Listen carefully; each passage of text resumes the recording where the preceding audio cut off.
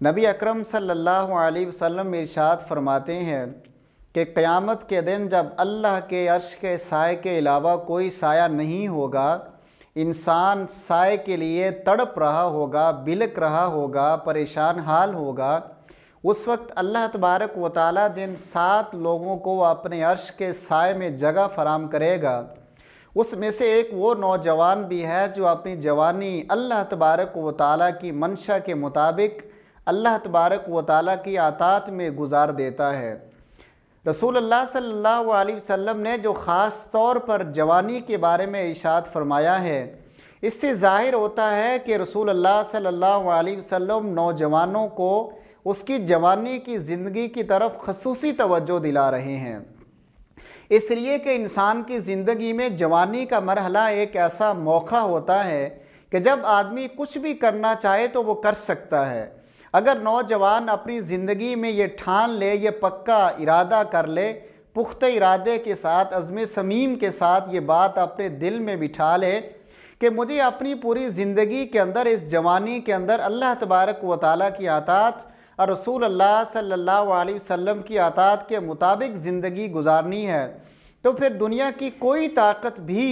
اسے اس بات سے نہیں روک سکتی کہ وہ اللہ اور اس کے رسول کی اطاعت کرے۔ اس لیے کہ اگر انسان جوانی کے اندر گناہوں کی طرف چلا جاتا ہے، گناہوں کی دلدل میں پھنس جاتا ہے، تو وہ جوانی وہ تو دیوانی ہوتی ہے، وہ انسان کچھ بھی کر سکتا ہے، اس لیے کہ انسان کی خون جو دوڑ رہا ہوتا ہے وہ اسے ہر بات پر، ہر چیز پر قائل کر سکتا ہے کہ آپ یہ کر لیں اور یہ نہ کریں۔ لیکن رسول اللہ صلی اللہ علیہ وسلم نے فرمایا اصل عبادت اور اصل زندگی بھی یہی ہے کہ انسان جوانی کے اندر اللہ تبارک و تعالیٰ کی اطاعت کرے، اپنے ایک ایک لمحے کو اللہ تبارک و تعالیٰ کی منشا کے مطابق گزارے، وگرنہ تو جو ہمارا بچپن ہے وہ بھی گزر جاتا ہے،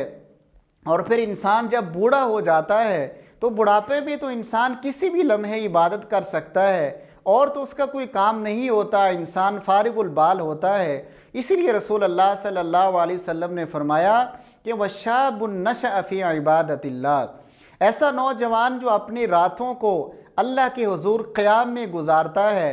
اپنے دن کو اللہ کے سامنے روزے کی حالت میں گزارتا ہے، لیکن اگر یہ دونوں کام تو نوافل کی صورت میں آتے ہیں، نفلی عبادات ہیں، اگر وہ انسان یہ کام نہیں کرتا تو کوئی بات نہیں، لیکن رسول اللہ صلی اللہ علیہ وسلم کا منشا یہ ہے کہ وہ نوجوان جسے اللہ تبارک و تعالیٰ نے نوجوانی عطا کی ہے، وہ اس جوانی کے اندر کچھ بھی کر سکتا ہے، اسے یہ تنبیہ کی ہے، اسے یہ ترغیب دی ہے۔ اگر یہ کہا جائے کہ اسے بشارت سنائی ہے، یہ بات بھی بالکل درست ہے کہ نوجوان اپنی پوری زندگی کے اندر اللہ اور اس کے رسول کی اطاعت کرتا رہے، تو اللہ تبارک و تعالیٰ اس جوانی کی اس عبادت کے بدلے میں اس اجر کے بہترین جو اجر اس کو دے دیا جائے گا، وہ قیامت کے روز عرش کے سائے میں جگہ اس کو مل جائے گی۔ وآخر دعوانا ان الحمد للہ رب العالمین۔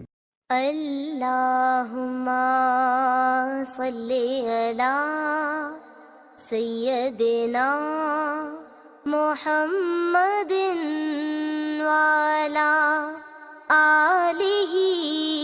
وصحبہ وسلم۔ اللہم صلی علی سیدنا محمد وعلی آلہ وصحبہ وسلم۔